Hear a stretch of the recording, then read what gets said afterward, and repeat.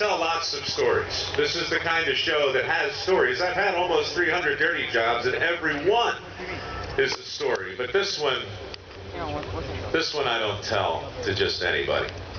And it starts when I'm 11 years old. And when I was 11 years old, I was not the guy you saw on the TV show. I was very different. I was very shy. I didn't like to be around people, and that's the truth. People made me nervous, and when I got nervous as a kid, I stuttered. I stammered. So I kept to myself. I'll tell you something else. I was kind of big for my age, but I was kind of uncoordinated, so I didn't play a lot of sports. And here's the crazy thing, and I swear it's true. You can ask my mother if you see her later. She's here somewhere tonight. Mom, where are you, by the way? Would you all say hi to my mom? Her name's Peggy. She's right down there. That's my dad, John.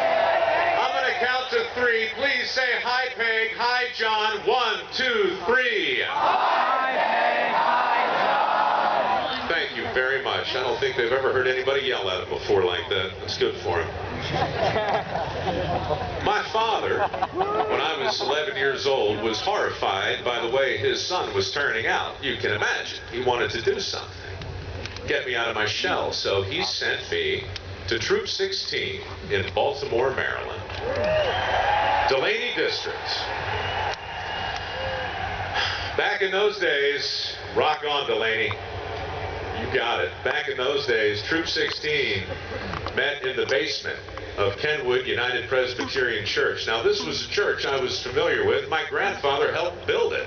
So I'd seen it many times, but I had no idea what went on in the basement of this building every Wednesday night at 7 o'clock. So my dad took me to my first troop meeting. And when I say took me, I mean he kidnapped me. He basically put a bag over my head and threw me in the back of the station wagon, the one with the fake lumber on the side. And he drove me to the meeting, all right? And then he barely slowed down and he kind of rolled me out the door. And there I am, going to my first troop meeting, and I don't know what to expect, and I walk into this basement, and what I saw to this day is seared into my retina. It was like I walked into some kind of a riot. I don't know what's going on over at Troop 16 today, but back in the day, back in 1974, they were playing a game called Swing the Thing. Does anybody know Swing the Thing?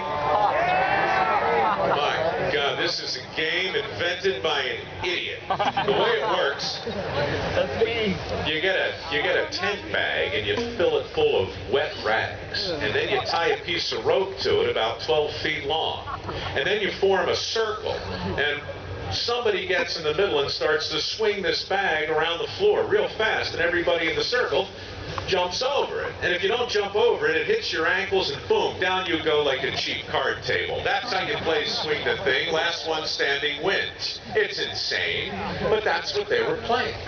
Maurice LeBrun was the SPO, senior patrol leader, walks up to me and says, "Come on, kid, get in the circle." I get in the circle. 30 seconds later, that tent bag full of wet rags hit my ankles. Down I go, on my face, bloody nose, just like that. I've been in the Boy Scouts 2 minutes and I'm bleeding already. Now,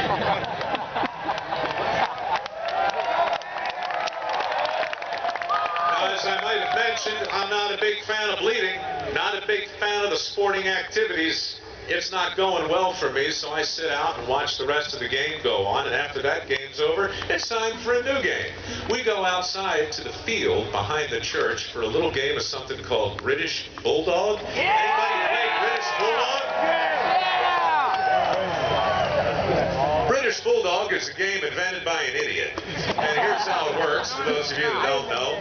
Pictures a football field, only smaller, and somebody's in the middle and everybody else is in the end zone. And at the agreed upon signal, they all run to the other side of the field, and the poor idiot in the middle has to capture somebody, hang on to them, lift them off the ground for 3 seconds or long enough to yell, "You're correct." I don't want to play this game because they play in the mud, and as I just mentioned, I don't want to get dirty. But Maurice LeBrun, the SPL, pulls me back in and says, "Come on, kid, you're in." Within 30 seconds, I'm face down in the mud. James McCleary has me by my ankles. Steve Livinati has me around the head. They're trying to lift me up. Elbows are flying. Knees are everywhere. Bang! I take one right in the teeth. Now I got a fat lip. I'm bleeding out of my nose. I got a fat lip. I haven't been in the Boy Scouts for 15 minutes, and things are not going well. That's how it's supposed to be. Yeah. Yeehaw. It gets worse. We walk inside for the troop meeting, and my scoutmaster, a wonderful guy named Don Myers, who was a cop at the time, a detective, says, we have a guest with us this evening who wants to become a scout. Why don't you come up here, Mike, and introduce yourself? Oh, crap, man. I don't want to talk in front of these people. I'm bleeding and I'm nervous. And Mr. Myers made me speak for 5 minutes about who I am and what makes me tick. And I stood up there stammering my way through whoever it is I thought I was at 11 years old. And that was awkward. And then a doctor arrived to give everybody a lesson in first aid. And people started working on their skill awards and their merit badges. And Maurice Lebrun took me off to a corner and made me memorize the Boy Scout oath, which I did. All in all, this was a very difficult evening for me. And when my dad picked me up, he said, how'd it go? And I said, not good. It was not pleasant. And he said, you want to go back next week? And I said, no. And then next week I went back anyway. And I'm not exactly sure why I did, but I went back the week after that. And I started earning skill awards, and I started working on merit badges, and I started making friends, and I still got kicked around, you know, and I still got some bumps and bruises. But next thing I knew, I was in Philmont. Anybody here go to Philmont? Changed my life. First time I got on a plane, you know, I went out there, I'm riding horses, I'm climbing mountains, I'm in the Order of the Arrow. Anybody, you guys still got the Order of the Arrow? Yeah. I can tie sheep shanks, I can tie square knots and half hitches and clove hitches, and next thing you know, I got my eagle. And here's the thing. People ask me all the time, you know, what'd you learn? What was really the point? And the truth is, everything I needed to know to live my life, I learned in that first troop meeting. Everything I needed to know about difficulty and challenge and being uncomfortable. Guys, that's the deal. Scouting forces you to confront your discomfort. I don't care if it's the fear of climbing a mountain or the discomfort of sitting in the rain. It doesn't matter what, it trains you to do the thing you don't want to do. And over time I realized it does something else too. It trains you to like it. If you can figure out how to like the hard thing, how to enjoy the thing that everybody else goes out of their way to avoid, you're not only going to get 100 and some merit badges like that Roland guy, bit of a show-off if you ask me. You're not only going to do that, you're going to do well in whatever you try. So 25 years after I got my eagle, I finally got a chance to get my name in the title of a TV show. And I wanted to do a TV show about those kinds of people. I wanted to find the people who deliberately go to do a hard thing and then find a way to like it. And that's what Dirty Jobs became. But look, I'll be honest with you, I didn't really know what I was getting into when I started. Anybody see the ostrich episode? Yeah! You guys will love this. I wanted the first one to be kind of easy, and I looked around and I'm like, ostrich wrangler. Okay, I got to put the hood over the head of an ostrich with a couple of ostrich cowboys and take the ostriches off to market. What could be hard about that? The ostrich is kind of a sissy bird, you know, with those crazy wings. I mean, you know, how much trouble can you get in? Let me tell you something, an ostrich is a dinosaur. It hasn't evolved in about 5 million years. It can run 45 miles an hour in 4 steps. Its breastplate is 3 inches thick. You shoot an ostrich in the chest, the bullet bounces off.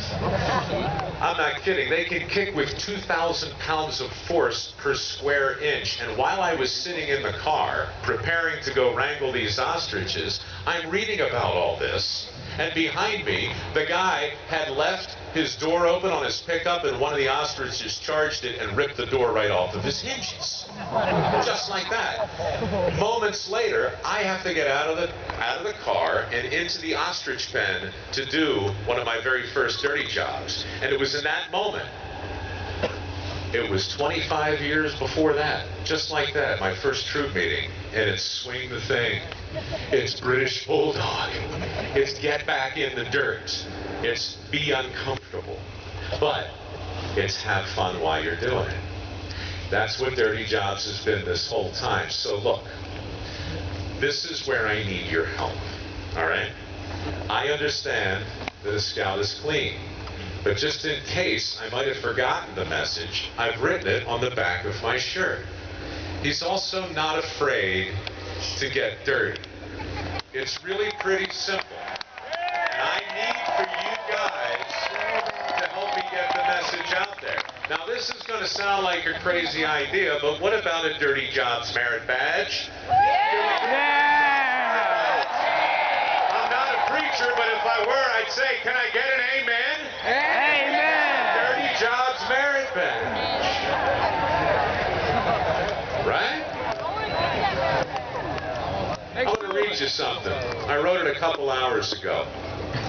The fans of Dirty Jobs helped me build a website about the kinds of jobs that we're talking about. It's called MicroWorks, and on the MicroWorks website, there's a page for scouts. I've been posting to it all day long. There are videos, and there's some other stuff on there you might get a kick of, but what I did today is I posted this thing called In Defense of Dirt. It's only 6 little laws, half as long as the Scout Law.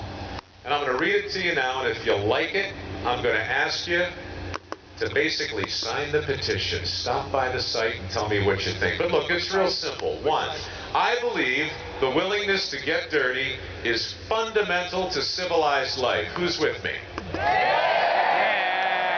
That's good. I believe that God created dirt, not cleaning products. Who's with me? I believe that a clean mind and a dirty body can walk around in the same skin. Are we okay with that?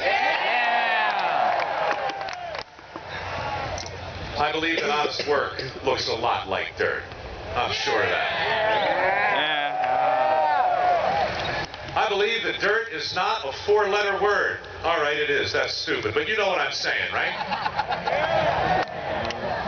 I believe it's absolutely, positively essential to play in the mud. All right. Well, let's you and I do something then. I've only got a minute with you left, but let's do something. Let's agree that we're going to do what we can to take a stand for dirt. Let's agree that it's okay for a scout to be clean as long as he's willing to get dirty. Let's sign a petition. And let's understand something too. It's not just you and me. I don't know if you guys know Alan Mullally. He's the CEO of Ford. He called me earlier today. I saw him last week. We had dinner together, and he knew I was coming here, and he said, Mike, would you give these kids a message for me? I'm talking about the guy who runs the company who invented the car, all right, who created mass assembly.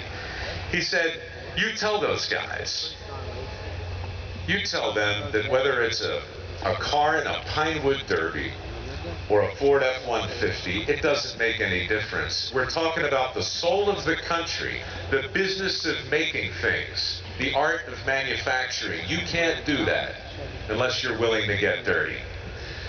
That's my message, guys. That's my message. I hope you like it. And I hope you know that when I say happy birthday, I mean it from the bottom of my heart. I would not be anywhere but for the Boy Scouts of America. And tonight, there is nowhere else I'd rather be than right here in front of you.